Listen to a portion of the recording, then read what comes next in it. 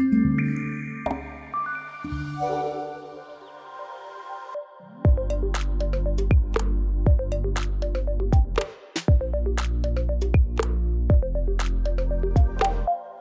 voudrais vous parler de la réforme de la facture électronique sous un angle bien particulier qui est celui de e-reporting. Le e-reporting, donc, c'est, pour simplifier, tout ce qui ne concerne pas la partie e-invoicing, c'est-à-dire facture électronique.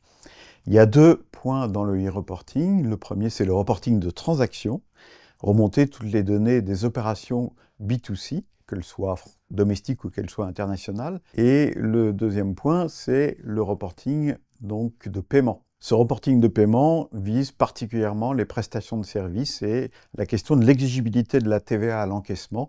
Dès lors qu'on est dans cette situation, ce qui est le commun de la plupart des entreprises qui vendent des prestations de services, il faudra envoyer les données de paiement mensuellement à l'administration fiscale. Sur la partie transaction, il y a deux aspects à évoquer. Vous avez le fait de remonter soit tous les 10 jours, soit mensuellement, soit bimestriellement les informations à l'administration fiscale sur des transactions, qu'elles soient en France ou à l'international.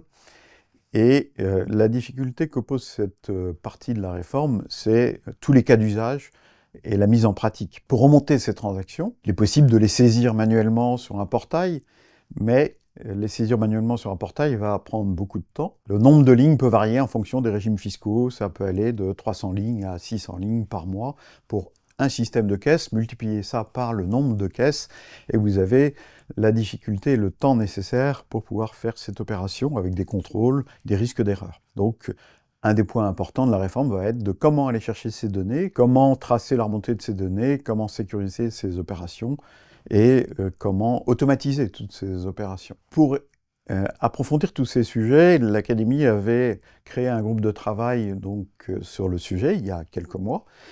L'administration fiscale depuis et l'Agence pour l'informatique financière de l'État ont fait évoluer les spécifications fonctionnelles et la façon de détailler tous les liens avec les plateformes de dématérialisation partenaires. Il y a donc un groupe de travail, une commission AFNOR qui a été créée. Et dans cette commission AFNOR, il y a un sous-groupe e-reporting que j'anime. C'est pourquoi je vous incite à nous remonter tous les cas d'usage, toutes les difficultés au quotidien qu'il faudra évoquer dans ce groupe de travail.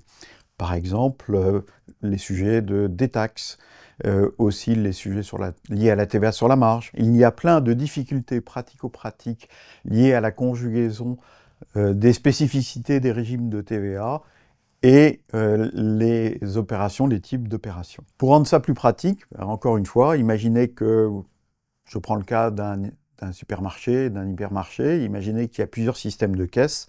Vous avez d'un côté les caisses traditionnelles, 20, 30, 50 caisses en ligne à l'intérieur de l'hypermarché, éventuellement centralisées dans un seul système, mais vous avez aussi une dizaine de pompes à essence qui peuvent être automatiques. Vous avez aussi des click and collect, vous avez le site de e-commerce, vous avez les machines à laver, le lavage de voiture. Tout ça, c'est assimilé à une caisse. Et tout ça, ça doit être agrégé dans un seul fichier qu'on doit remonter au niveau de la journée, donc les recettes de la journée fusionnées, et ensuite qu'on doit adresser à l'administration fiscale par décade, c'est-à-dire tous les 10 jours ou par mois. Donc, transposer ça à toutes les activités du quotidien qui ont des relations avec des particuliers, des gens qui ne sont pas assujettis à la TVA, ça peut être aussi des associations, et vous aurez un nombre de déclinaisons de cas pratiques très important. Pour donner la mesure de l'impact de la réforme, quelques chiffres. On a aujourd'hui probablement à peu près 2 millions au moins d'entreprises, peut-être 2,3 millions d'entreprises concernées, et quasi l'équivalent en termes de ce qu'on appelle des systèmes de caisse. Et ne pensez pas qu'un système de caisse, c'est forcément quelque chose d'informatisé au sens de la réforme de la facture électronique. C'est quelque chose qui, en fait, consiste à enregistrer, même papier, une caisse papier, rentre dans le champ de la réforme et il faudra remonter ces données.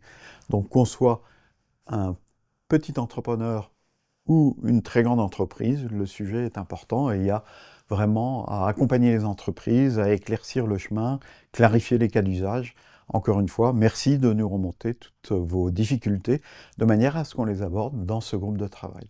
Il y aura des webinaires, il y aura des événements, il y aura différents moyens de communiquer dans le cadre de l'académie, dans le cadre du groupe de travail AFNOR.